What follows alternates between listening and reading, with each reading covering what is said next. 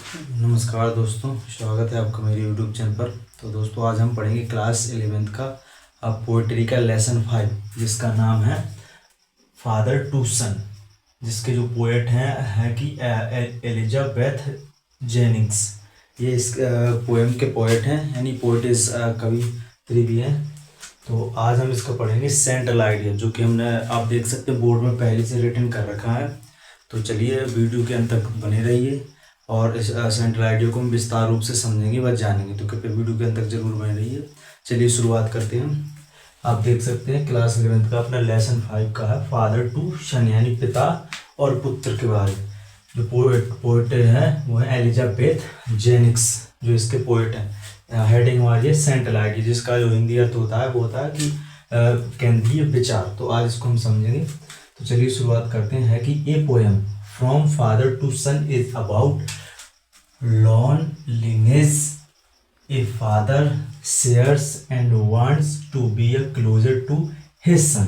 मतलब इस तो इसका हिंदी अर्थ है कि इस कविता में बताया गया है एक पिता और एक पुत्र के बीच के बारे में, जो है कि उसका पिता का अकेलापन। ए फादर शेयर, जो एक पिता है वो बताना चाहता है, एंड वांट्स चाहता है, to be closer to his son, कि जो उसका पुत्र है वो उसके करीब रहे।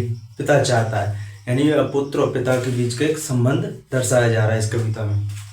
आगे है, this poem demonstrates the need for ideal relationship between children and their parents that are diminishing in modern society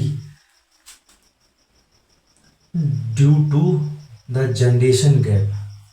यानी दिस पोएम, इस पोएम में डेमोन्स्ट्रेट द नीड, मतलब आवश्यकता बताई गई है आइडियल रिलेशनशिप, यानी एक आदर्श जो संबंध होता है, आपस में एक कनेक्शन होता है बिटवीन, किनके बीच, बीच में चिल्ड्रन एंड देयर पेरेंट्स, मतलब बच्चे और माता पिता के बीच को एक जो संबंध होता है वो दर्शाया गया है। दैट की are diminishing in modern society due to the generation gap, और एक जो आने वाली पीढ़ी दर पीढ़ी ये गैप बढ़ता ही जा रहा है। तो इस कविता के माध्यम से बताया जा रहा है कि हमें माता पिता और बच्चों को आपस में एक कनेक्शन की तरह, मतलब कि रिलेशनशिप अच्छे संबंध के साथ बने रहना चाहिए, जुड़ा रहना चाहिए, क्योंकि जो पीढ़ी दर पीढ़ी बढ़ती रही ये गैप होता जा रहा है। तो इस कविता के माध्यम से हमें एक पिता और पुत्र के बीच के संबंध को दर्शाया गया है, और ये बताया गया है कि किस प्रकार उनको साथ में एक कनेक्शन बनाकर रहना चाहिए, यानी रिलेशन संबंध बनाकर रहना चाहिए। उसके बाद ये लिट बिट है। तो यहाँ तक हमारा ये सेंट्रल आइडिया कंप्लीट है। आप अपने आने वाले एग्जाम में यहाँ तक लिख देंगे और बढ़िया तरीके से तार्किक रूप से लिखेंगे तो आपको अच्छे नंबर्स मिलेंगे। तो यहाँ तक हमारा सेंट्रल आइडिया। ये लिट बिट है, इस एक पोएट के बारे में बताया गया है। तो है ये कि Jennings part of the literary collective known as the movement with fellow poets Philip Larkin, kingly,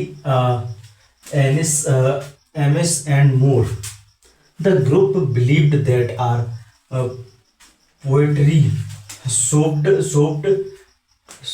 should be simplistic using traditional forms in 1992. Jennings was awarded, मतलब ये बताया गया इस लिट बिट के बारे में। जेनिंग्स को मतलब एक अवार्ड पुरस्कार दिया गया था, किस चीज़ का, ACBE, मतलब इसका होता है commander of the British Empire, यानी जो ब्रिटिश साम्राज्य के एक ऑनर यानी सम्मानित करने वाले एक उपहार होता है वो दिया गया था जेनिंग्स को। तो उसके बारे में था एंड। तो ये था हमारा क्लास 11 का लेसन 5 का फादर टू सन का जो सेंट्रल आइडिया, उसको हम विस्तार रूप से देखा। तो कृपया आप इसे नोटबुक कॉपी में अपनी जरूर उतारें, ताकि आपके आने वाले एग्जाम में जरूर काम आए, और इसको ध्यानपूर्वक पढ़ें व इसको समझें।